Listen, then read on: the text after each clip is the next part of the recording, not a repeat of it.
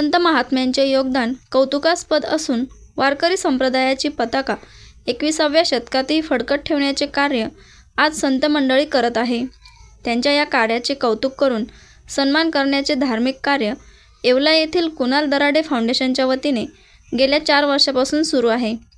मागील 4 वर्षांपासून दसऱ्याच्या शुभ मुहूर्तावर तालुक्यातील हजारोच्या वर महंत, संत, कीर्तनकार, प्रवचनकार, मृदुंगाचार्य, टाळकरी, विणेकरी आदी वारकऱ्यांचा या सोहळ्यात सन्मान करण्यात आला आहे।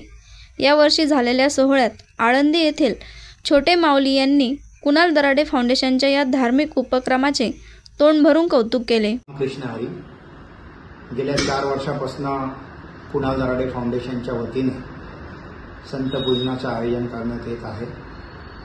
अतिशय सुंदर असा हा उपक्रम येवला व निफाड तालुक्यातील सर्व संतांसाठी आम्ही करत आहोत। असं म्हटलं जातं, महाराष्ट्र ही संतांची भूमी आहे।